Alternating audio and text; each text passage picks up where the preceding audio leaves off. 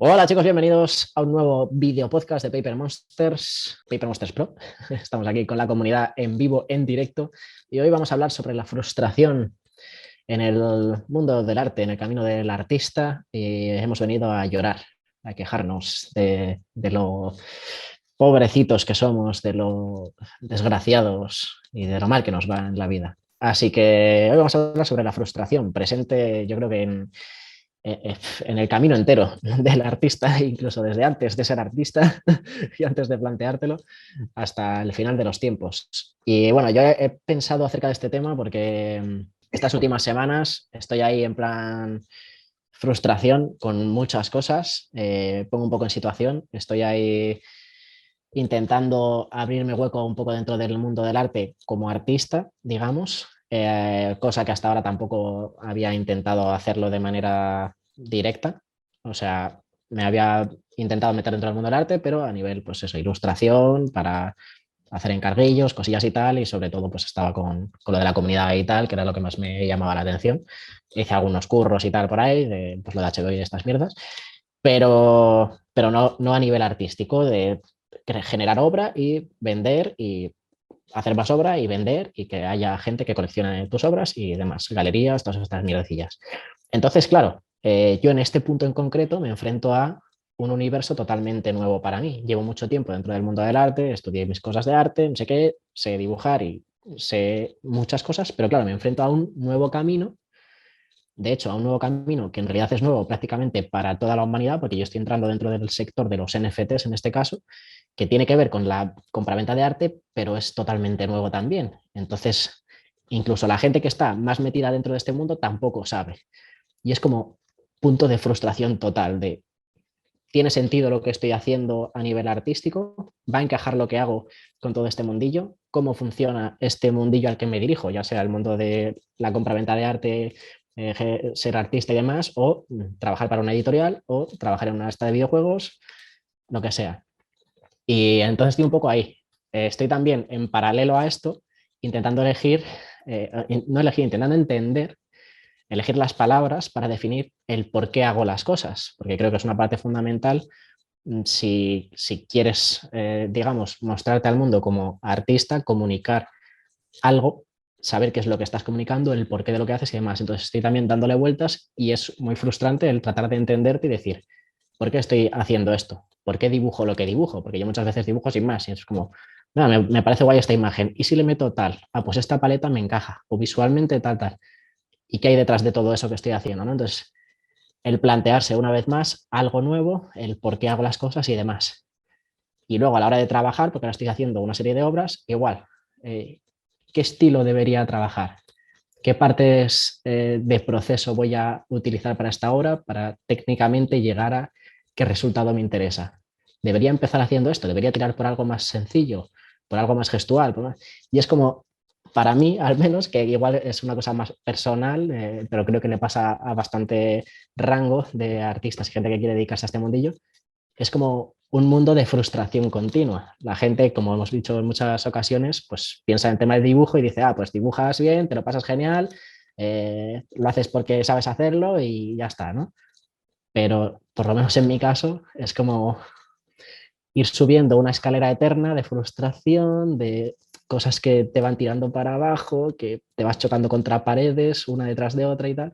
Y al final, pues eso, es un poco un mundo un poco frustrante, que en realidad no digo que sea el mundo más frustrante del mundo, valga la redundancia, porque en otras disciplinas y en otros trabajos, tema familiar, lo que sea, también hay muchas veces estas frustraciones. Pero bueno, en el tema del arte, para mí, personalmente, creo que está muy presente, al menos desde mi perspectiva personal y mi punto de vista. Y bueno, en este podcast también me gustaría conocer un poco, aparte de dar mi opinión, la opinión de todos los compañeros de Arganza y por supuesto de toda la gente, miembros del PRO, que seguro que pueden darnos unos puntos de vista muy interesantes. Cedo la palabra. Pues, a ver, yo como gran frustrado por el mundo del arte, creo que es de verdad, la creación artística siempre tiene un grado extra de frustración, porque yo lo comparo con otras profesiones. Por ejemplo, un ingeniero informático va a tener frustración, todo el mundo va a tener frustración. O sea, vivir sin frustración Eso solo se lo creen algunos pequeños seres de luz que creen que nunca les va a pasar nada, pero que se dan cuenta enseguida de que no van por ahí los tiros. Pero yo lo llamo frustración difusa, porque tú cuando estudias una carrera, tienes un título y vas a hacer un trabajo de ingeniería agrónoma, por ejemplo, pues tu frustración va a ser la dificultad, va a ser la pérdida de paciencia, el cuándo acabo esto, cuándo empiezo a ganar dinero, cuándo me van a contratar, que son frustraciones que tienen fecha de caducidad siempre, porque se puede dar el caso de que nunca te contraten por muy buenos estudios que tengas, porque vivas en un país que está en dificultades o porque el sector que has estudiado no tenga mucha demanda, pero es una frustración controlable, sabes dónde empieza y dónde acaba. Y en el momento que tú empiezas a trabajar, esa frustración se va y es el máximo de frustración que vas a conseguir. A veces te frustra un poco el que tú no tengas capacidades, por ejemplo, si se te dan mal las matemáticas, pues lo vas a pasar un poquito peor en algunas asignaturas, pero es una cosa que está dentro de unos parámetros que se pueden definir, pero en el mundo del arte, como vas a ciegas totalmente, hemos hablado muchas veces de la frustración de no encontrar tu estilo, tu camino, cómo distribuirte, cómo venderte, qué tipo de arte quieres hacer, hacia dónde va tu arte, si lo estás disfrutando, si lo que estás haciendo expresa lo que quieres expresar. Son cosas tan difusas y tan espirituales que, claro, eso, la mayoría de las profesiones nunca se enfrentan a eso. Entonces te crea un extra de ir a ciegas en el que nadie te puede ayudar, te pueden contar su experiencia, pero no te pueden ayudar porque te tienes que redescubrir, ¿no? Entonces, eso complica mucho las cosas porque, claro, se añade a todo lo anterior que tienen las otras profesiones, pues el síndrome del impostor, el cuándo voy a encontrar trabajo, cuándo me voy a poder mantener con esto, sirve esto para algo, pues se añade eso, ¿cómo? En este cuadro estoy haciendo bien las cosas técnicamente, expreso lo que quiero expresar, es una mierda, o es un plus de sufrimiento total el mundo del arte y le pasa a todo el mundo que hace cualquier creación artística o artesanal, le ocurre. Entonces, yo creo que es el enemigo a batir. En el caso Mm. del dibujo, es el gran enemigo a batir. La mayoría de la gente que abandona es por frustración. Sí, eso estaba pensando, que yo creo que la mayoría de gente que abandona el mundo del dibujo es por pura frustración, por no ser capaz de enfrentarse a ese duelo continuo de... Porque ya el mero hecho de aprender a dibujar es una lucha continua, es frustración tras frustración. Y el ver que no avanzas, el no saber qué va a haber, o sea, bueno, es que para mí es muy similar al tema del emprendimiento y Sí. el elegir o emprender y poder morir en el intento o buscar algo un poco más estable y que no tengas que estar que no dependa tanto de ti, quizá. Que luego en cualquier trabajo normal, pues evidentemente dependen cosas de ti, tienes responsabilidades, pero es algo diferente. Y en el dibujo yo creo que es igual, que en el dibujo te enfrentas a tú contra el mundo o tú contra ti mismo incluso, y es continuo y no tienes a dónde agarrarte y rara vez tienes a alguien a tu lado que te pueda ayudar o guiar o decirte, darte una palmadita en la espalda y decirte, no, no, que está bien, relájate, sigue trabajando, vas por buen camino y realmente creo que es uno de los motivos principales por los que la gente abandona, por el no ser capaz de llevar a cabo esa parte psicológica de, de frustración, de autoconocimiento, de entendimiento también del medio, que quizás es un poco también la labor que queremos hacer nosotros en parte, el transmitir que sí, que es duro, pero que es un camino largo, que no esperes resultados a cortísimo plazo porque no funciona así, que tienes que aguantar, tienes que ir guiar un poco, ¿no? Y también aplanar un poco esa frustración para saber por lo menos un poco por dónde tirar y demás. Y nada, creo que es eso, tanto en el tema de aprendizaje como a nivel profesional. Una vez sabes dibujar, sigues con el próximo paso. Y el próximo paso de frustración es que no te sirve simplemente a saber dibujar, sino que tienes que aprender a venderte, aprender a llegar a un público concreto que te permita tener trabajo, ya sea pues eso, a una editorial, a una empresa de producción de videojuegos, a X. Y todo eso son pasos y pasos y pasos que por lo general nadie te va a orientar, salvo en puntos concretos, según en qué momento estés tú de tu periodo artístico, de tu camino artístico y demás, es difícil encontrar ese camino y que te lo aplanen un poco. Entonces es como frustración continua y sobre todo yo creo que una de las cosas más frustrantes es el futuro, el cómo ve a alguien que quiere dedicarse a eso, su futuro. Porque ya de primera lo primero que te dicen es eso, que te vas a morir de hambre, que eso no tiene salidas, que haces dibujitos y a dónde vas, ¿no? Y si ya de por sí cualquier persona ve negro su futuro en cualquier otra disciplina, en el mundo del arte, en el mundo del dibujo, que encima el resto del universo es como, no hay una forma de luchar más contra el resto del universo. Me voy a dedicar a dibujar, es como, ¡pum! Sientes que todo está en tu contra. Entonces es como ese futuro se ve tan negro y es tan frustrante el no ver salida, no ver luz, que no sabes para dónde tirar. Y luego creo que podríamos hablar también de ejemplos concretos en tema de frustración, porque yo, por ejemplo, se me ocurren algunas experiencias interesantes de momentos concretos que creo que es probable que mucha gente se sienta identificada. Y no sé si queréis comentar alguna cosilla antes de hablar así un poco de ejemplos y tal. Discrepo. Si crees que el mundo de un dibujante es negro, prueba a ser escritor. Si crees que el mundo de un dibujante es negro, prueba a ser escritor. Eso está bien. Deben de ser similares.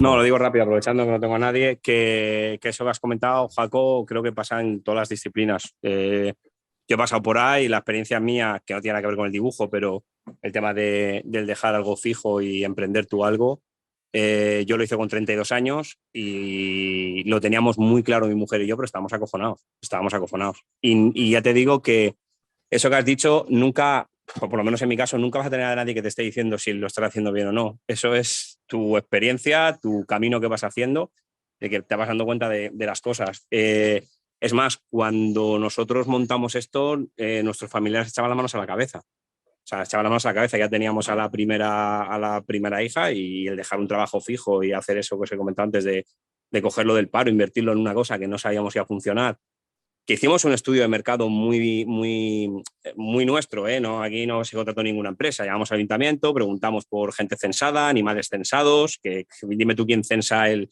perro o el gato, pero en esta zona pues había bastantes animales censados. Hicimos un estudio dando vueltas por la zona. Bueno, hicimos nuestro estudio, pero a nivel, pues chavales de 30 años. O sea, no te estoy hablando de una empresa que dices, le pagas un dinero y te hace un estudio de mercado de la hostia y te dice si sí o si no. Había una cosa que nos echaba mucho para atrás, es que no había ningún grande aquí montado y nunca lo va a montar aquí nadie, ningún grande, ninguna empresa de estas de animales grande. Y eso también dices, hostia, esa gente que sabe, ¿por qué no monta aquí, no? Bueno, hicimos nuestro estudio, como os digo, las familiares diciendo que estábamos locos, que hundíamos, que encima era el 2012, o sea, que era encima la crisis ya tocando estaba tocando y arrastrándose por el suelo, no se podía bajar más en crisis. A partir de ahí fue cuando empezó a subir la cosa y es una incertidumbre y un miedo y unas cosas que las tienes. Es más, os digo, cuando montamos esto, recuerdo que esto era todo diáfano, bueno, no había aquí nada y tal. Sí, bueno, había algunos productos de chinos, como os comentaba antes. Habían salido con se habían dejado algo. Bueno, hubo un proveedor con el que hablé, no recuerdo ahora y no os voy a quitar más tiempo, ¿vale? Pero recuerdo que me dijo una cosa que me bajó la moral a los pies. O sea, estaba yo aquí llevando un tema de proveedores, mi mujer en casa con el portátil preparando pedidos y tal para empezar a llenar la tienda. Y hubo un proveedor que me dijo una frase como que aquí el que montaba en apenas 2 años cerraba. No sé, una cosa así me dijo, ¿vale? Esto hace 10 años y no recuerdo bien, pero sé que llegué a casa con el alma, o sea, desmoralizadísimo. Entré por la puerta y le dije a mi mujer, nena, nos hemos equivocado. O sea, nos hemos montado un sitio que no, que estamos aquí invirtiendo un dinero, que ya hemos pedido el dinero, que esto ya va para adelante y nos hemos equivocado. Y de verdad, desmoralizadísimo. Habéis dicho también, Jaco, el tema de lo de no puedes pensar en que esto se te va, vas a empezar a funcionar en 1 año, 2 años. Nosotros realmente fue el 4.º año que estabilizó todo. Los 3 primeros años había gente que, a veces días que ni entraban gente aquí, ¿eh? O sea, y se te va la moral pues a los pies, tío. Y dices, madre mía, no entra ni Dios, tal. Había días de 20 euros de caja. Y con 20 euros de caja no pagas ni la luz. Pero bueno, trabajando, dando mucho servicio, mucha simpatía, mucho tal, y para adelante, y al final eres tú el que vas viendo el camino. Y todavía a día de hoy os digo, ahora por ejemplo en enero baja la faena, yo lo estoy notando, que es que estoy aquí hablando y no me está entrando nadie, estoy acostumbrado a que eso pase, pero igualmente siempre tengo incertidumbre. O sea, no te creas que yo digo, bueno, esto es normal en enero, no pasa nada. No, siempre tienes la cosa de decir, porque al final no tienes un sueldo a fin de mes fijo, no tienes un jefe que te está ahí dando el dinero fijo, que vas acá al trabajo, haces tus horas, pones la manita, que te paguen y te vas. Somos autónomos, o sea, esto no tiene otra historia. Y esa incertidumbre siempre va a estar. Pero yo creo que llega una edad, nosotros en mi caso fue mi mujer 29 y yo 32, que decidimos dar el paso. ¿Por qué? Porque llevamos toda la vida trabajando para jefes y nos veíamos capaces de ello y creíamos que podíamos. Teníamos la ilusión de hacerlo y tiramos para adelante. Pero vamos, ya os digo, o sea, confirmando lo que dice Jaco, que nadie va a estar aquí detrás diciéndote, vas por buen camino, no siga esto, no, cuida, aquí te estás equivocando, vete por aquí. No, es más fácil que alguien te diga, uy, madre mía, ¿dónde vas? Te vas a dar una hostia, cuidado, no sé qué, quédate donde estás, con lo que tienes aseguradito, que estás muy bien. Si fuera por eso, no evolucionaríamos nunca. O sea, al final, si tienes una inquietud, tienes ahí una cosa que te dice, joder, yo tengo que hacer esto, tírale. Porque mira, al final la vida son ciclos. Eso tenerlo muy claro, que son ciclos. Y yo mi vida he pasado pues te diría que por 2 fijos he pasado yo hace muchos años me dediqué al mundo de la venta de las casas y hubo un boom en el año 2000 que se vendían casas como churros. O sea, te quiero decir, y luego pegó un bajón que nos vimos abajo del todo. O sea, que la vida son ciclos. Si no te arriesgas y no tiras, siempre te vas a quedar con la esta de saber. ¿Y si hubiera funcionado? O sea, hay que tirarle y no esperar que nadie venga a darte una palmada de la espalda. ¿Vale? Totalmente. Pues Y sí, ya está, tío. tío. Me piro. Ok, Me tío. silencio. Gracias. Sí, totalmente. Yo además creo que está totalmente relacionado con el mundo del dibujo. Yo es que siempre lo veo con relación absoluta. Y es que el ver cómo, o sea, el encontrar curro, es que en tema de dibujo incluso eso, aunque trabajes con editoriales, en cualquier momento puede haber más curro, puede no haberlo y tal, es como muy inestable todo. Entonces, Sí. siempre hay un poco esa frustración. O si eres freelance, joder, el compaginar, el seguir haciendo tus movidas con encontrar clientes es una puta locura. O de repente te sale un cliente de 4 meses y estás genial y luego te tiras otros 4 meses sin curro porque no encuentras nada. Y es una movida, ¿eh? Es Sí. frustración Es una absoluta. cuestión de mentalidad, además, ¿no? Porque hay países donde el trabajo freelance es mucho más habitual. Por ejemplo, en Estados Unidos. En Estados Unidos hay albañiles o carpinteros freelance, que son gente que tiene Mm. unas herramientas. Además, es curioso y lo ves en algunas películas que llegan a una obra y dicen, no, yo soy albañil. Ah, vale. ¿Y cuánto cobras? Tanto. ¿Y tienes tus herramientas aquí? Sí. Perdón. Y se ponen a currar por X al día y eso es muy habitual. Aquí eso no lo vemos. Aquí somos muy de trabajo fijo y si puede ser el mismo trabajo mejor y si puede ser con el mismo ordenador aunque le falte la H mejor y que no cambie Sí. nada y bien atado y mi sueldo asegurado aunque no progrese nunca ni y esté siempre en mi sitio. Eso es muy español, ¿no? O Mm, latinoamericano también. Entonces el emprendedor incluso está mal visto. Es mm, como el loco que quiere hacer lo que los otros no hacen. mm, Y bueno, somos esa cultura que prefiere que le den un pez en lugar de una caña, ¿no? Como dice el proverbio chino. mm. Pues nosotros preferimos que nos den el pez todo el día y si tenemos que votar al mismo o hacer lo mismo, pues se lo damos sin ningún problema. Pues La sí. seguridad y las cañas y el fútbol antes que todo. Entonces, es verdad que en algunas profesiones saben más que te tienes que buscar la vida. Por ejemplo, un fontanero. Yo he conocido pocos fontaneros que digan, bueno, yo soy fontanero, pero voy a intentar ganar menos y meterme en una empresa grande que me contrate y aunque gane menos me aseguro el trabajo, ¿no? Los fontaneros dan por hecho que son autónomos, que van a tener que pagar facturas, que van a tener que buscar sus clientes y tal, y lo hacen. Y sin embargo, ese paso al artista le cuesta mucho. O sea, tenemos mucho miedo de la incertidumbre, sobre todo porque la personalidad del artista, a falta de otra cosa, somos bastante inseguros y nos gusta mucho meternos en nuestra cajita de gato, hacer nuestras cositas ahí a nuestro rollo, muy tranquilitos y si pudiéramos no enseñarlas nunca para no exponernos y por supuesto que nos dieran, mira, nos gustaría vivir en una habitación y de vez en cuando meter un dibujito por debajo de la puerta y que nos entrase un billetito por el otro lado. Eso es lo que nos gustaría, pero no es así. Y de hecho, el trabajo artístico necesita mucha exposición y los grandes artistas han sido antes grandes vendedores. O sea, yo me acuerdo, mira, el primero que utilizó las redes sociales, que la gente se ríe cuando lo digo, pero es verdad, fueron los primeros, además contemporáneos, Picasso y Dalí. O sea, Picasso y Dalí, si hoy tuvieran Instagram, serían los cracks de los cracks. Porque Picasso montaba un espectáculo hasta cuando vendía los cuadros en su casa, quedaba con los compradores a las 9 de la mañana y los hacía esperar al lado de su cama hasta las 12, que se levantaba. Por dar espectáculo, porque sabía que eso iba a dar que hablar, que iba a crear anécdotas, que le iban a poner a parir, que iban a hablar de él en todas partes, que mira a Picasso con lo querido que se lo tiene, y él sabía que era una forma de montar espectáculo.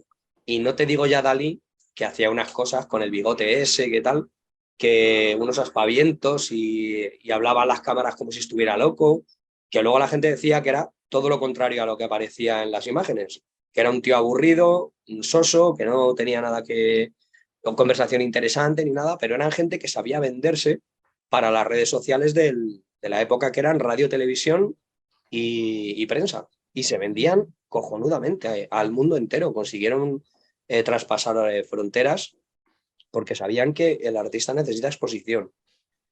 Y eso es algo que se ha perdido. Yo creo que el artista hoy cree que la exposición va a llegar automáticamente. O sea, paradójicamente, cuanto más exposición tienes al alcance de la mano, menos crees que la tienes que usar. No, subo un post a Instagram y me va a conocer todo el mundo. Ya verás cuántos likes, ya verás. No, estás metido en un bar de likes. O sea, tienes que poder ofrecer algo más y sobresalir de alguna manera. Y ya no solo como artista, porque ya técnicamente ya no vale ser el mejor o no vale tener el mejor producto o el que más se adecue a las necesidades de la gente. O sea, el contacto es cada vez menos humano y más humano, o menos humano disfrazado de más humano, porque si te fijas, antes Microsoft vendía sus productos y punto, y ahora ponen cara a los gerentes de las empresas y hacen las presentaciones y tienen Twitter y hablan con la gente, porque la gente quiere ponerle una cara a una marca, que es algo que hizo muy bien Steve Jobs, por ejemplo, con Apple, que era su cara. La cara de Apple era Steve Jobs. Y Steve Jobs obviamente no hacía todo. De hecho, haría bastante poco, salvo tener algunas ideas que luego desarrollar. Pero sí supo darle cara a una empresa. Y todas las empresas hacen eso. Yo hoy, por ejemplo, cuando recibo publicidad de alguna empresa, no me pone de Adidas, me pone Pepito de Adidas. Y siempre me escribe Pepito de Adidas. Pepito no existe, Pepito es un bot, pero yo veo siempre el mismo nombre, porque quieren crear familiaridad, que hay una persona que se ha levantado por la mañana y ha dicho, voy a escribir un mail a Ricardo, que no me ha abierto nunca ninguno, el cabrón, pero se lo voy a escribir otra vez para que se entere de esta oferta. Y los artistas siempre llegamos 100 pueblos tarde a eso. Entonces, yo creo que parte de la frustración es eso, el que no tenemos muy claro la parte de sí, tú tienes arte, pero tienes que vender. Cuando digo vender, digo vendérselo a una empresa directamente en forma de productos, en forma de talento, en forma de creatividad o en forma de lo que sea. Entonces ahí se nos queda cojo el asunto. Estaba pensando también en lo de las experiencias así concretas. Yo, por ejemplo, recuerdo una experiencia muy frustrante con uno de los primeros encargos que me hicieron, que de hecho fue por Instagram, que me encargaron unos retratos para un regalo de Navidad y tal.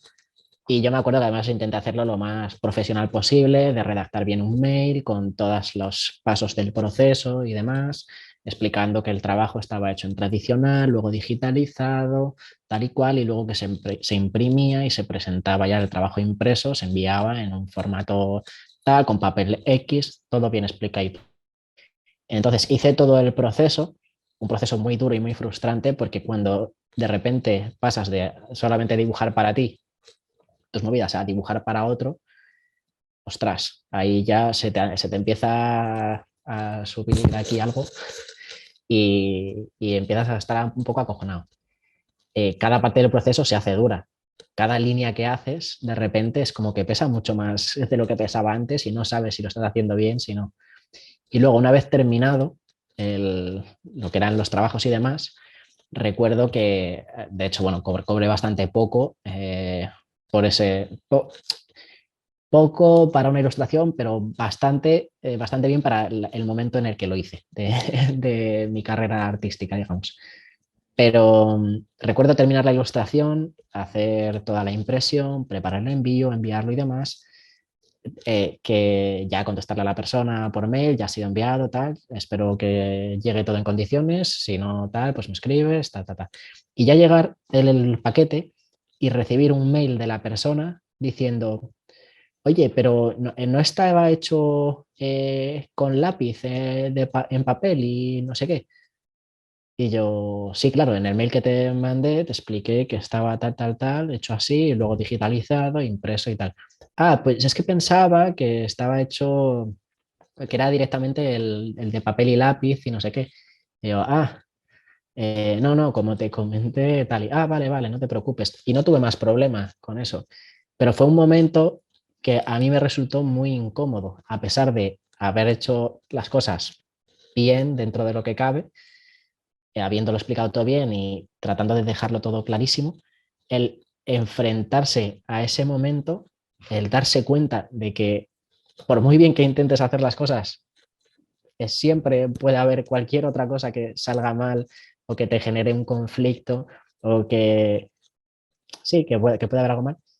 Y el tener ese primer roce con el tema profesional, con el tema de exponerse al público y hacer trabajo para otros, y que fuera tan negativo, para mí fue absolutamente frustrante. Y de hecho, me distanció bastante de intentar seguir haciendo cosas porque era como, he hecho algo y no siento que haya gustado tanto como yo esperaba o que haya tenido esa aceptación que yo esperaba, a pesar de que yo estaba relativamente contento con eso. Y es como un choque que al final pues es eso, un choque detrás de otro choque, detrás de otro choque. Y en ese momento en concreto fue como esa primera toma de contacto y para mí fue como un aviso en plan de, no, cuidado, que vas tú muy lanzado, pero ojo. Y bueno, fue una experiencia que no me gustó. No fue agradable. Básicamente Ah, no sí, mola. sí, total. Y nada, esa en el tema profesional. Supongo que luego, bueno, anécdotas de frustración hay millones O sea, en otros a ver, ámbitos. hace mucho que no trabajo para nadie que no sea yo.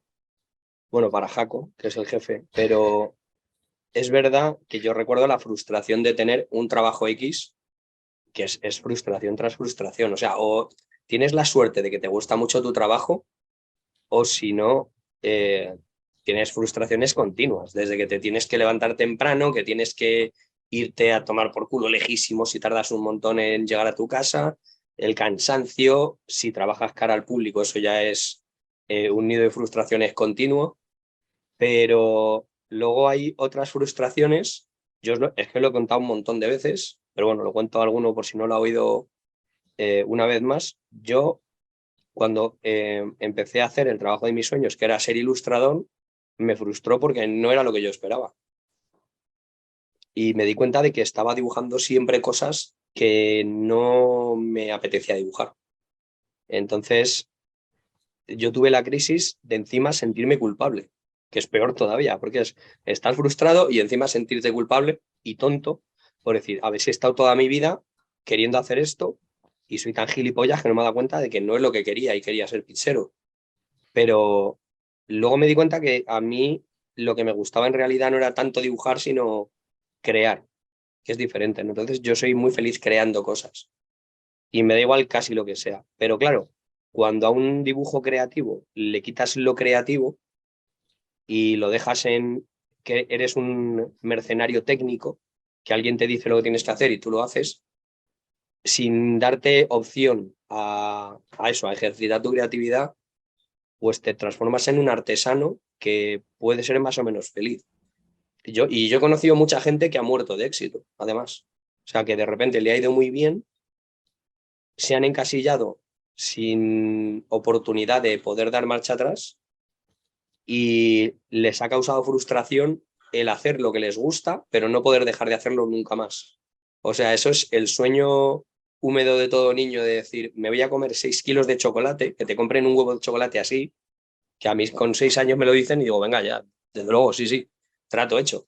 Cuando lleves 3 días comiendo chocolate, vas a decir, mamá, mátame, aunque tenga 6 años, pero mátame que no quiero seguir viviendo. Pero tú no eres consciente hasta que no te dan el huevo de chocolate y te hacen comértelo.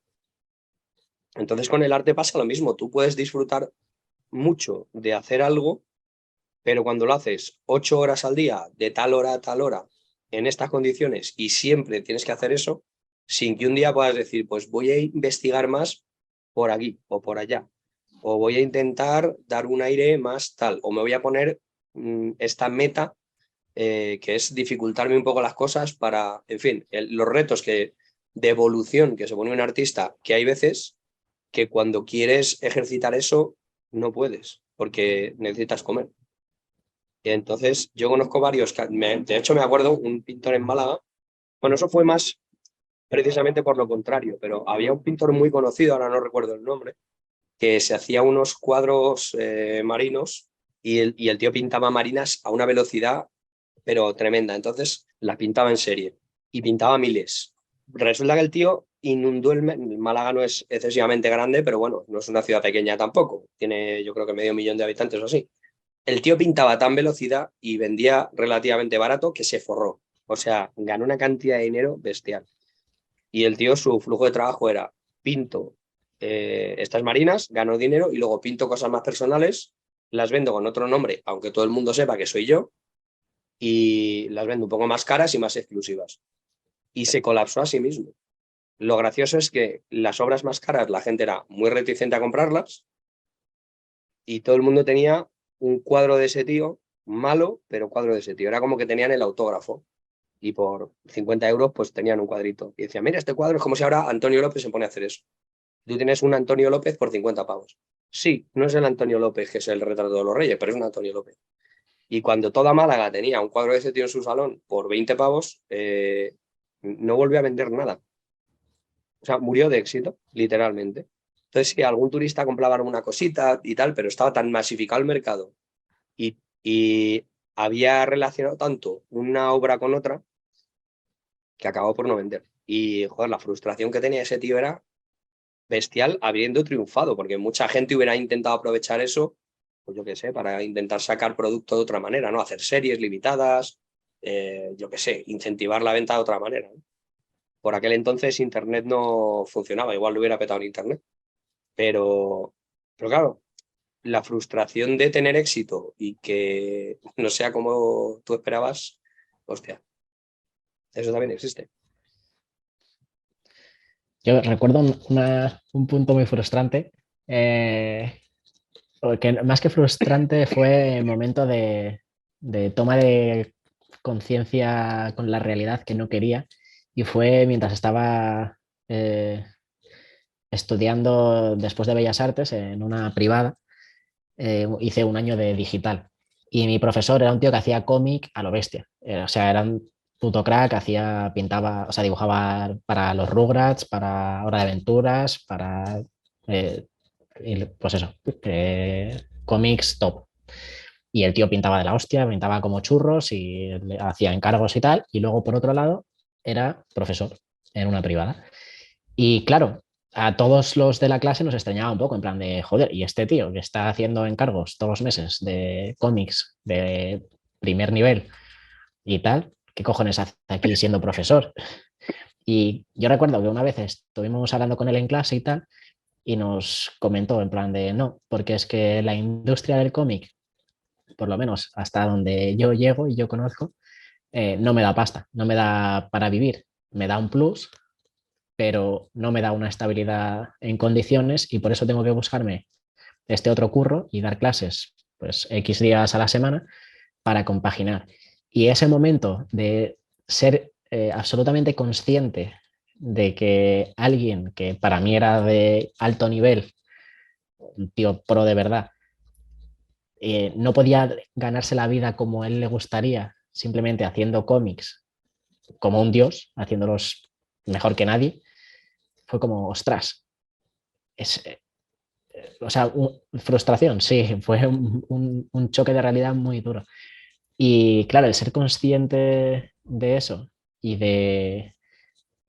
bueno, de que en realidad es muy difícil ganarse la vida con cualquier otro tema artístico en muchas ocasiones, es como algo que a lo mejor sí, tú puedes estar medio preparado porque al final es lo que te han dicho, pero no quieres creértelo. Y cuando de repente descubres que es real y te lo dice alguien que realmente se dedica a eso y tal, es como se te cae el mundo, ¿no? Y yo eso lo recuerdo como un momento frustrante, un momento de, ¿cómo se llama? Un keyframe, ¿no? Un momento marcado ahí en mi vida como de, joder, pues era verdad. Y sí que es verdad que luego, bueno, hay gente que vive del cómic y vive como un dios, pero porque es gente, pues yo que sé, que trabaja para Marvel y es un tío mega top, o pues yo que sé, Ichiro Oda, que hace One Piece, pues tendrá un montón de pasta, no hará otra cosa que dibujar, no podrá gastarse esa pasta, pero bueno, y habrá gente que viva bien y tal, pero que en general, por ejemplo, el mundo del cómic es jodido. Y a mí eso me resulta duro porque también yo en un principio empecé dibujando cómic y queriendo hacer cómic. Ya con el tiempo se me pasó un poco, pero, pero sí, fue un momento bastante frustrante. Y es que hay muchas ramas artísticas que son complicadas vivir de ellas. Aunque yo creo que el cómic debe ser de las más difíciles. Yo creo que sí, tío. Al final, yo empecé con el cómic, con súper pequeño, y no fui consciente de que no daba dinero hasta... Tampoco tenía exactamente claro que quería dibujar cómics, solo lo dibujaba porque me gustaba. Pero es verdad que empecé a conocer a muchos artistas que daban clase además. Y de hecho hoy conozco a un dibujante de cómic de carros que trabaja en Marvel y DC y tiene que dar clases. O sea, no se libra. Porque es un mundo que salvo las estrellas, muy estrellas, está muy mal pagado. Cosa que no ocurre, yo qué sé, con el diseño de automóviles, ¿vale? O sea, un diseñador de automóviles de los peores va a cobrar mucho mejor que un dibujante de los peores. Y aunque la diferencia entre el mejor y el peor sea la misma, pero el sueldo mínimo, digamos, al que pueda aspirar un dibujante de cómic que publique, ya con nivel para publicar, es bajísimo. Yo tengo un amigo que le ofrecieron por dibujar un cómic de 70 páginas, un cómic de guerra además, que era súper detallista con los aviones, los tanques y tal, 600 euros. Que yo decía, tío, es que son 600 euros por 70 páginas, o sea, no te salía 8 pavos la página. Digo, el de Telepizza cobra más que tú. Entonces, el problema es ese, que la industria tampoco ayuda a que haya un autor. O sea, ¿cómo pretenden que haya autores que trabajen a ese precio? Es un hobby, quiero decir. Es como una industria que se basa en gente que trabaja por hobby y eso no puede funcionar. Claro. Entonces, las grandes compañías te pagan porque tienen las ventas aseguradas, pero más allá no hay un horizonte donde digas, lo tengo claro. Yo, que soy muy fan de la autopublicación, yo estoy pensando si tú el talento de mi amigo para dibujar se lo das a un emprendedor de esos de nacimiento, de esos tíos espabilados que hacen negocio con todo y que son emprendedores de verdad y que en cada gilipollez ven una idea, que dicen, o sea, los Elon Musk y esta gente, que todo el mundo es muy impopular, porque además los artistas, como somos muy etéreos y vivimos del aire, nos gusta pensar que el capitalismo es muy malo y que la gente que tiene empresas son explotadores, pero nadie piensa en lo que esa gente hace de verdad. Y que si a ti te dan el dinero con el que empezó Jeff Bezos, por ejemplo, que todo el mundo dice, sí, es que empezó con 500.000 euros. Eso es una puta mierda. O sea, realmente para empezar cualquier empresa, eso es una mierda. O sea, 500.000 euros es una empresa muy pequeña, lo que se gasta en el sueldo de 2 meses. Estoy hablando de una empresa de 20 empleados. O sea, no estás hablando de que le dieron una cantidad ilimitada. 500.000 euros en una ronda de inversión para abrir cualquier empresa es poquísimo. O sea, yo para abrir yo un negocio me tuve que gastar 50.000 euros. Una papelería de pueblo, o sea, para mí. Y es 10 veces eso. O sea, no es... Estamos hablando de inversiones mínimas. A cualquiera que le des 500.000 euros, al mes siguiente está arruinado y con deudas. Y ese tío consiguió abrir Amazon. Entonces, no es una excusa. Pero si tú a Jeff Bezos de repente, antes de abrir Amazon, le das la habilidad de dibujar que tiene mucha gente que no consigue publicar nunca, yo estoy seguro que esos tíos consiguen de alguna manera rentabilizar eso hasta que se les sale dinero por las orejas.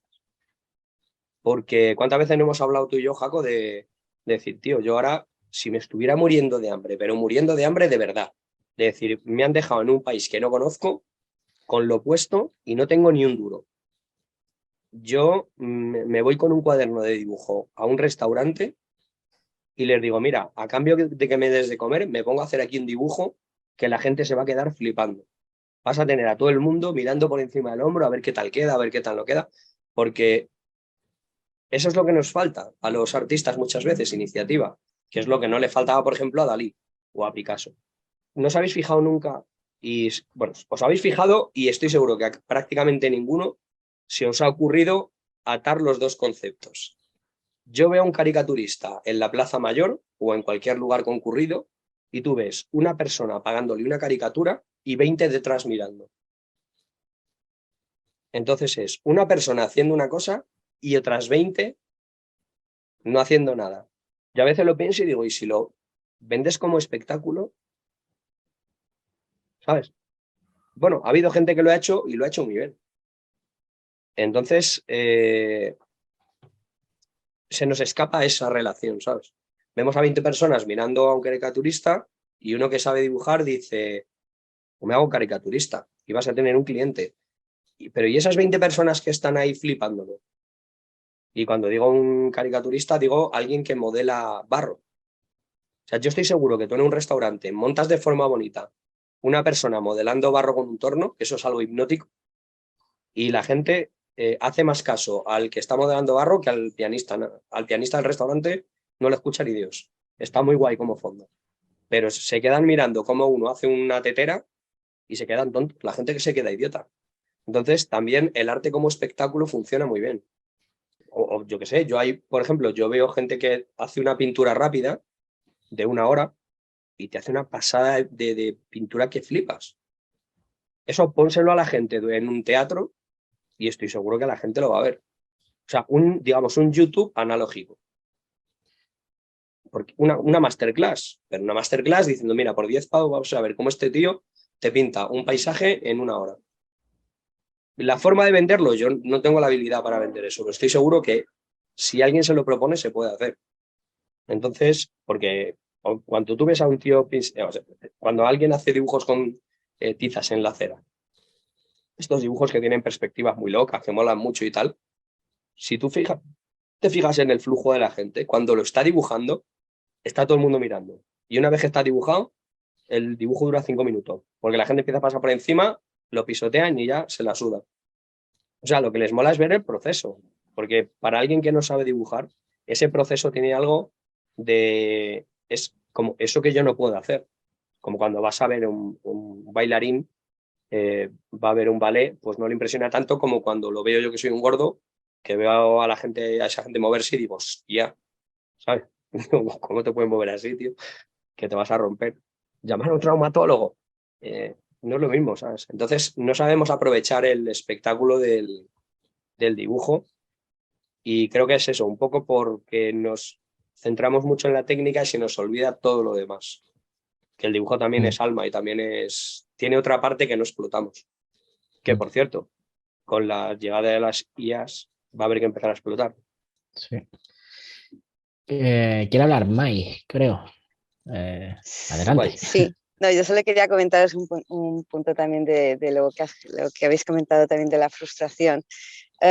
Yo trabajaba en publicidad y eso es una de las profesiones más frustrantes del mundo porque todo el mundo opina. Pues a mi cuñado le gusta el color verde, ¿por qué no lo pones? Uy, mi mujer se le da estupendo esto. Uy, pues a mi mujer le gusta mucho este programa de Telecinco, ¿por qué no me planificas ahí unos anuncios? Joder, o sea, al final es que todo el mundo opina, tu trabajo no vale un pedo. Yo nunca he estado, mira que he hecho presentaciones a clientes, nunca me han aprobado una a la primera, ni una. Siempre, aquí me le das una vuelta, uy, esto es muy caro, aquí me lo bajas, no sé cómo. O sea, siempre hay algo. Nunca hay una felicitación, nunca hay una palmadita y es muy frustrante. Y cuando no tienes la opinión de los clientes, también tienes de los jefes, de los compañeros. O sea, al final es una bola, ¿qué es una bola? Y es muy cansado, es muy cansado. Por este background que tengo de haberme dedicado a la publicidad, el tema es que los artistas no os dais cuenta, bueno, yo estoy intentando serlo, o sea que todavía no estoy dentro, pero bueno, no nos damos cuenta de que el producto somos nosotros. Entonces, una vez que te haces el cambio de chip, te quitas esto y dices, el producto no son solo mis dibujos, el producto soy yo. Es lo que decías de las personalidades de Dalí, Andy Warhol, toda esta gente que sabe vender bien. O sea, lo que creo que realmente hace falta a un artista es un curso de saber cómo vender. Aparte de dibujar, es vete a vender, hazte un curso de comercial. Estaba este chico que contaba que él antes vendía pisos. Seguro que él puede vender súper bien y tiene estas técnicas, esta palabrería, esta forma de hablar, de encandilar a la gente que realmente falta a los artistas. ¿Por qué? Por las frustraciones, por el miedo al rechazo, el síndrome del impostor, todas estas cosas que se nos meten a todos en la cabeza en todos los momentos de nuestra vida, en todas nuestras profesiones, pero al final tienes que hacer un echarte atrás y decir, bueno, este es mi trabajo, estos son mis dibujos, mis ilustraciones, este es mi arte, va por aquí y este soy yo. Y eres tú el que lo tiene que vender. ¿Por qué? Porque a pesar de que a lo mejor tú en un momento dado, Jaco, tú tengas un marchante de arte, ojalá pronto, pero el cliente es a ti al que quiere conocer, el cliente es el que quiere entender tu creatividad, por eso lo que dice Arganza, de que a la gente le gusta mucho ver cómo dibujan otros, porque tiene esa magia, eso que la otra gente no sabe hacer, eso es lo que atrae. Entonces, tú tienes dos productos para vender, uno son tus dibujos y otro eres tú. Y tienes que tener dos estrategias de marketing para ti. Uno, para ti mismo y otra para tus dibujos o tus óleos o las ilustraciones que hagas. Y son dos. Esos dos productos pueden ir a un mismo target. Sorry, me estoy viendo yo aquí con el marketing a lo loco. Dale. Pero esos dos productos pueden ir dirigidos a un mismo público objetivo o a dos diferentes, depende. Depende de cómo te vendas. Si te vendes como espectáculo, como puede decir Arganza de hacer un show y tal y cual, o simplemente tú quieres vender ilustraciones para que una mamá los compre para la habitación de su hijo. La forma de aproximarte a la gente es muy diferente. Entonces, tú tienes que tener muy claro primero quién eres tú, quién te quieres dirigir y cuál es tu cliente ideal. Ojo, eres tú el que elige, no ellos te eligen. Y una vez que tú cambias el chip de decir, soy yo el que elijo a quién quiero vender, entonces ya cambias la perspectiva un poco, ¿sabes? Ya empiezas a decir, le doy la vuelta a esto y quizá a lo mejor se ve más claro. Ahora, eso sí, desde mi punto de vista, la frustración siempre va a seguir existiendo, lamentablemente. Pero bueno, esto ya es cuestión de que hay veces que uno lleva la vida mejor y vas mejor con las frustraciones, otras veces pues te hundes un poquito más, pero bueno, eso, eso es lo único que quería decir, nada más. Sí, Genial, es que yo creo muchas que es la gracias. clave. Lo que has dicho, May, es, vamos, totalmente, cuando le hablas a un artista de marketing, y a mí me pasaba, yo empecé a conocer el marketing poquito antes de conocer a Jaco, que fue cuando ya te metes en YouTube y es otra dinámica y te estás exponiendo de otra manera. Pero a mí me decían marketing y yo pensaba en tablas de Excel interminables, con porcentajes, con no sé qué. Y lo que ves en las películas, que es un señor en una presentación con un diagrama de queso en el que te ponía ahí los porcentajes y decía, eso es marketing. Uh-huh. Y no, el marketing es saber vender tu producto al mercado, que es una cosa que curiosamente los artistas antiguos tenían muy claro. O sea, mi abuelo pintaba, ¿no? Y mi abuelo estudió Bellas Artes. Luego trabajó de otra cosa porque él sabía que no era útil. Fue maestro durante mucho tiempo y volvió a pintar cuando se jubiló. Y me acuerdo que él tenía muchos amigos artistas que tenían clarísimo que el arte hay que venderlo, que no te vas a comer los cuadros que hagas. Y se movían un montón. Hacían el marketing de la época, que era fotografías de los cuadros y con un autobús todas las galerías o cualquiera que pudiera exponer su arte lo movían. Iban a los periódicos a ver si les podían hacer una reseña de sus cuadros. y lo tenían clarísimo. Y eso en el trayecto se perdió un poco, ¿no? Y Es bueno, que por la mentalidad que tenemos. el marketing es sentido común. O Sí, sea, es A, B y C. Y dices, bueno, es que hay SEO, es que hay redes sociales, es que no sé qué, vaya lío. Pero al final es lo de siempre, es lo que dices tú, salir a vender, salir a que te conozcan. Las redes sociales es un instrumento de relaciones públicas, pero al final el que tiene que estar ahí al pie del cañón y haciendo networking y todas estas cosas es el artista y es sentido común. ¿Qué quiero hacer para que me compren? Pues salir a vender. O sea, es que es súper simple y nos complicamos la vida con historias, con problemas, esto no lo sé hacer, esto tal cual, a cada día te sale una red social nueva, cada día te sale una movida nueva, pero al final es lo de siempre, es el marketing de toda la vida, de product, placement, o sea, es que es lo mismo, sí, sí, ahí Sí, eso no es más. seguro. totalmente. Lo que pasa es que ahí entra también eso, el tema de frustración, porque es como, sí, yo sé que tengo que venderme, pero ¿qué hago? Hay mil opciones, eso, el SEO, las redes, no sé qué. Ostras, ¿y por dónde empiezo? Vale, bueno, voy a hacer redes sociales, voy a Instagram, que es como el primer, el más recurrente, ¿no? Vale, ¿y qué hago? O sí, tengo que publicar todos los días. Joder, ¿y qué publico? O tengo que hacer marca personal. Hostia, ¿cómo hago marca personal? ¿Qué es eso? ¿De qué hablo? ¿Qué puedo decir yo que le interese a alguien? ¿Qué puedo decir yo que realmente tenga sentido en redes sociales, que me ayude a generar marca, que luego me permita vivir y dedicarme a X? O directamente, ¿a qué me quiero dedicar? Y en base a eso ya crearé una marca personal, pero ¿qué es lo que quiero hacer realmente? Es como, Dios, es que es tan sencillo, pero a la vez tan ida de olla que, Sí, no pero al sé, final es... todas esas preguntas, si tú las pones en un papel, al final los tienes que responder con una sola frase. Porque si empiezas a liarte ya está. Y yo cuando yo le decía a mis clientes, también estuve un tiempo trabajando, asesorando a pequeños negocios, me decía así, oh, es que hay que hacer Facebook, hay que hacer Instagram, es que hacer no sé cuántos. No hay que hacer. Haz lo que tú, con lo que te sientas cómodo, con lo que tú sepas que puedes responder. Ay, es que hay que publicar todos los días. O no, o no. A lo mejor tú estableces, voy a hacer una publicación cada mes muy larga y avisas a tus clientes, oye, mi publicación va a ser una al mes y voy a contaros un relato y van a ser, pues eso, 20 páginas, yo qué sé. O va a ser cortos o va a ser frases cortas. No lo sé. O sea, al final el que lo haces eres tú, pero siempre tiene que ser algo con lo que te sientas cómodo. Porque si al final el marketing es una pesadilla y es como, ay, Dios mío, y te voy a publicar, oh, hoy tengo que hacer no sé qué, no lo vas a hacer, vas a perder un mogollón de dinero y tiempo, y eso sí que va a ser más frustrante que todas las cosas. Entonces, al final, es mejor hacer dos cosas bien que no 20 mal. Y ya está. Si te vas a dedicar a hacer cosas de marca personal, pues, ¿cómo se llena esa personalidad, ¿no? ¿Con qué se llena? Pues se llena, pues a lo mejor yendo a saraos de dibujo, se llena yendo a la Plaza Mayor a pintar, no lo sé. O sea, ya es Mm, simplemente hacerte brainstorming de cada herramienta que hay que te llame la atención y que creas que ahí puedes trabajar, porque si mm. no, es que al final estás matando moscas a cañonazos y eso no es el marketing realmente y eso pues sí que no vas a vender nada. Mm.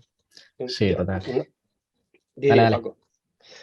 Una de las cosas, según estabas hablando ahora, May, estaba pensando que yo últimamente he observado que precisamente ese miedo escénico a redes sociales, a la exposición, al interactuar con otros artistas o a venderse en general o a darse a conocer en el mundillo, está llevando a mucha gente a intentar buscar trabajos con contrato que yo jamás, o sea, nunca he oído que sean en el mundo del arte una cosa. Te puede contratar una empresa de publicidad, pero si eres ilustrador concretamente, no eres diseñador o no tienes otras habilidades, te van a contratar por un periodo X cuando necesiten un cierto tipo de trabajo. O una empresa de videojuegos. Y mucha gente está buscando como locos esos trabajos solo por la seguridad de tener un contrato, precisamente por evitar el tener que moverse por sí mismos, el evitar ser autónomos. Y no se dan Porque es cuenta lo que en el mundo del arte sí. eso no existe. O sea, los concept artists, Mm. los mejores del mundo, tienen contratos de máximo 2 años, que es lo que tarda un proyecto en desarrollarse. Y ya. Pero es lo que te decía Ricardo, España no es un país de emprendedores. O sea, España es un país de trabajar por cuenta ajena de siempre. Y yo vivo en el extranjero, ya he vivido en varios países y claro, o sea, los autónomos, o sea, es lo normal, es la orden del día, es muchísimas ayudas, muchas facilidades, no tienes ese miedo de es que me va a pasar por un camino por encima y me van a echar de casa.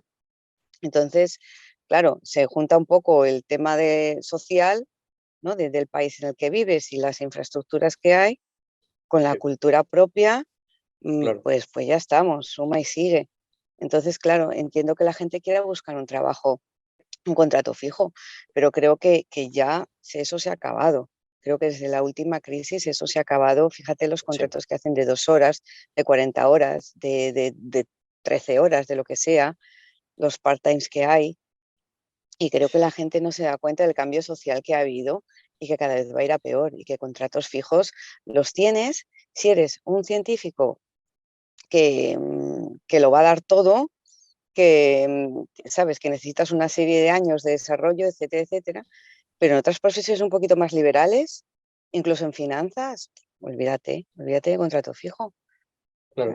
Yo además, por otro lado, porque esto puede parecer malo, yo es que no estoy tan a favor de los contratos fijos porque creo que hace que la gente se acomode demasiado y baja mucho la productividad y tal. Pero bueno, digamos que en eso yo soy un poco radical. Pero es que hablas con gente que piensas que no tiene tantas oportunidades. Me estoy acordando del doblador que yo intenté hacer el canal en inglés, luego lo dejé porque me quitaba mucho tiempo y era complicado. Y los primeros vídeos los probé con un doblador, que era lo que más trabajo me costaba a mí, porque rodar el vídeo 2 veces pues era muy complicado y era más fácil poner un doblador encima y que tradujese.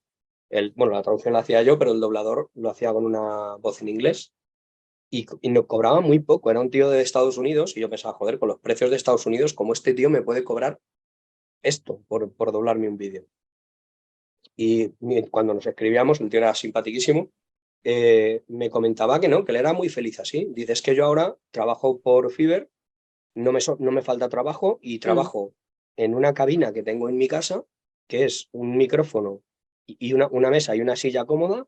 Me pongo a locutar delante de mi micrófono, trabajo X horas al día, me saco un buen sueldo y no necesito más y estoy súper feliz. Y claro, ese tío antes no hubiera tenido ese trabajo, hubiera tenido que ser cualquier otra cosa y le ha encantado. Sí, por un lado no tienes un contrato fijo y dependes de que una plataforma te consiga clientes. Estás vendiendo tu trabajo mucho más barato, pero es que antes no hubieras podido hacerlo, porque hubieras tenido que trabajar en un estudio de grabación con unos medios complicadísimos que hubieran tenido 10 actores y a lo mejor uno de esos 10 actores no eras tú. Entonces, hay más trabajo mejor para otra gente. Y lo que decías es verdad, España no es que sea un país de pocos emprendedores, pero yo creo que no es por miedo, como dices tú, es por vagancia.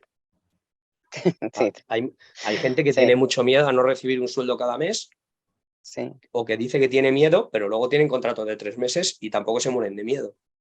O sea, es porque yo quiero mi sueldecito asegurado y no quiero pensar si luego tengo que rellenar un formulario o me tengo que mover en Facebook.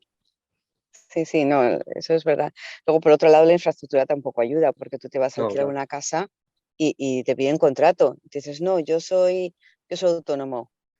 ¿Qué? O sea, pues no te alquilo ni una habitación ni la caseta del perro. Y ya ni siquiera como para ir a comprarte un piso. Entonces, claro, entonces la gente necesita un contrato, algo a lo que agarrarse, pues eso también para vivir. Que bueno, que es que se junta el hambre con la ganas de comer, se junta eso, la cultura más las infraestructuras, ¿no? Las cargas sociales. Así que es verdad que la tecnología ayuda muchísimo, lo que tú dices, a que un tío pues desde su casa está retransmitiendo, o vosotros mismos estáis haciendo una plataforma y unos cursos absolutamente geniales y brillantes, pero desde vuestra casa y con unas facilidades tremendas. O sea, que no todo es negativo, pero sí que es verdad que hay que salir a vender y vosotros os habéis expuesto en YouTube y habéis salido y ojo, o sea, eso no todo el mundo lo hace, ¿no? Pero sí que es verdad que sí, que los artistas necesitamos, o si alguna vez me puedo incluir en la categoría de artista, el el hecho ese de salir a vender y de exponerte y de enfrentarte a lo que, Yo creo a lo que además sí. que es un nicho, bueno, no lo creo, es un nicho que se va a empezar a explotar. De hecho, eh, perdonadme porque no recuerdo el nombre, pero hace poco me contactó para hacer una entrevista un chaval que tiene una plataforma para dar a conocer artistas y lo ha hecho todo muy rollo marketing. Y bueno, me contactó como youtuber, hicimos una entrevista muy divertida que publicó en su página y tal. Y me quería hacer otra más larga me parece que en marzo, abril, no me acuerdo. La tenemos ya pactada y quería hacer como una plataforma para ayudar a los artistas a ser un poco, para orientarlos a la hora de moverse y de venderse a sí mismos. No tanto para hacer el de intermediario, que eso ya hay bastante, sino para que ellos mismos tengan las herramientas para poder, pues, ser un poco más autónomos a la hora de venderse y hacer un poco de marketing de su trabajo. Que me pareció muy buena iniciativa. Me parece muy bueno. Y yo creo que es algo que falta porque, pero falta porque los propios artistas no son conscientes de que les falta. O sea, los artistas estamos cojos de esa pierna, pero no lo sabemos. Entonces, vamos a la zapatería, nos compramos unas zapatillas de deporte y de repente hay una que no te cuadra. Dices, pero aquí falta algo, pero no sabemos lo que es. Y es la habilidad para venderte y para exponer. Entonces, creo que es muy necesario que todo el que si quiera ser artista empiece a pensar que tiene que desarrollar esa habilidad, porque no se concibe, o sea, un músico no concibe estar tocando en su casa, hacer cosas muy buenas y no salir nunca de ahí. Aunque seas compositor, no seas intérprete, en algún momento vas a tener que salir con tu música y enseñársela a alguien. Y sin embargo el artista se resiste a eso. Y bueno, ahí por la comodidad de... Claro, cuando no llegas a arriesgarte, no ganas, pero tampoco pierdes. Y creo que ese miedo está muy presente hoy. También porque, pese a la exposición en las redes sociales, también nos refugiamos detrás de las redes sociales. Entonces eso, pues sí, ya publico mis dibujos, ya, pero no interactúas. No lo llevas más allá. Entonces eso creo que produce gran parte de la frustración que hay hoy en día, porque por herramientas no es. O sea, yo recuerdo eso hace 30 años, poder enseñar tus dibujos era en una ciudad grande como Madrid tener 10 sitios y ir continuamente hasta que en uno de los 10, de casualidad, llegases en el momento justo para que tus dibujos cuadrasen para ser publicados.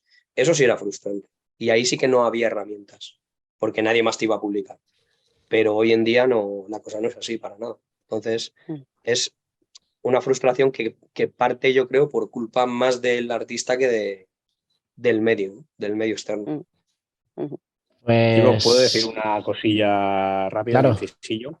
dale. Es muy importante creer en uno mismo, ¿eh? Muy importante dejarse de complejos de inferioridad, de síndromes del impostor y mierdas de esas. Hay que creer en uno mismo y creer en lo que vendes.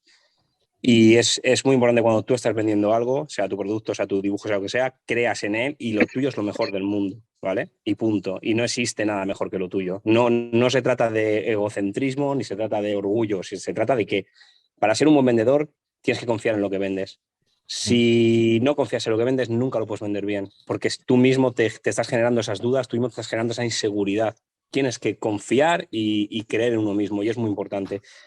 Me remonto a lo que os comentaba antes. Si nosotros hubiéramos hecho caso a lo que nos rodeaba cuando fuimos a dar el salto, no lo hubiéramos hecho. La gente no te dice no es que no confíe en vosotros. Era un conjunto de cosas, ¿no? La situación es la peor, joder, tenéis ya un trabajo fijo, hostia, qué locura lo que vais a hacer. No, si vosotros sí, hombre, si válidos sois, claro, nadie te va a decir no confío en ti, te digo, no, sí, pero es que tal. Hay que tirarle, tío, confiar en ti mismo y tirarle. Y como os he dicho antes, si no lo haces, siempre te vas a quedar, o sea, quedándote con la incertidumbre de decir, bueno, ¿y si lo hago y no tal? ¿Y si no lo hago? ¿Y si mejor me quedo en el sofá de mi casa? ¿Y si mejor me...? ¿Y si...? No hay ISIS, tío. Hay que tirarle para adelante y peor no puede estar. Quiero decir, si tienes una cosa clara que es vivir de eso, tío, tírale. O sea, porque vida solamente hay una y los años van pasando. Tírale y confía y sobre todo lo que os he dicho antes, mucha confianza en uno mismo. aunque cueste y aunque sea una cosa que dices, bueno, ya, pero es que tengo tengo mis cosillas, lo que hablamos siempre siendo el impostor de chorradas, ¿no? Bueno, es que tengo, vale, ya, pero estás en un punto en el que tienes que confiar en lo que vendes, en tu producto que eres tú, como bien ha dicho Mike, ha sido magistral todo lo que ha dicho, o sea, es la clave, porque todo funciona igual, al final todo funciona igual. El producto eres tú y tienes que saber venderte muy bien, y eso es lo importante, y creer en ti mismo. Vale, chicos, y ya está. Y de nuevo me silencio. Me escondo. Totalmente. Muchas gracias. Nada, vamos a ir terminando, yo creo, ¿no? Y yo quería terminar con una fricada máxima, que es una frase que para esos momentos de frustración ayuda bastante. Y es una fricada porque es una frase de un rapero. Es una frase de Choyin que empieza así una canción y me mola mucho. La diferencia real entre el día en el que te sientes capaz y ese en el que te crees que ya no puedes más está en cómo te sientes, no está en tu capacidad, esa la tienes y se mantiene exactamente igual. Sí, cuando se la sabe. Habrá quien piense que vaya friki y que menuda chorrada, pero el ser consciente de que, pues en este caso, pues el Choyin mismo y que cualquier otro ser humano, artista o emprendedor o quien sea, incluso los más grandes, tienen también días malos y que la diferencia entre el día en el que creías que te podías comer el mundo y el día en el que sientes que no sirve para una mierda, la única diferencia está en cómo te sientes y no en tu capacidad de hacer las cosas y demás, me parece una clave absoluta que a mí personalmente, en los días en los que digo no sirvo para nada, digo, bueno, es un día malo, mañana será otro día, así que a seguir haciendo cosas, aunque me sienta como una mierda, que al final cada pasito pues también va a ir ayudando y acercándome hacia esa dirección a la que quiero ir. Lo de siempre que se dice en redes, si os ha gustado el vídeo podcast, darle al like, si no estáis suscritos, suscribíos. Y si queréis asistir a charlas molonas y ver todo el contenido de Pro, pues tendréis el link en la descripción. Y ha sido todo guapa esta charla, ¿eh? Me ha gustado esto. Mai es que es muy pro, me ha gustado. Vamos a montar una charla de marketing para artistas. Coming soon. Oye, Sí, eso, sí, tío, yo creo que sería muy buena idea, de verdad, ¿eh? la de veces que lo hemos Ya lo hablado, hemos Jaco, hablado. y que no sabíamos Sí. muy bien cómo enfocarlo, no tanto de marketing puro, sino de cómo afrontar el marketing, ¿sabes? Cómo dar los primeros pasos en aprender algo de marketing sin que suene a eso, a que te tienes que meter con señores con corbata en una sala de reuniones. Sí, total. Sí, Pues sí. le daremos una vueltita y pronto por aquí. Así que nos vemos en el próximo video podcast. Muy ¡Chao! bien. Y nos Chao, vemos por Pei. Discord.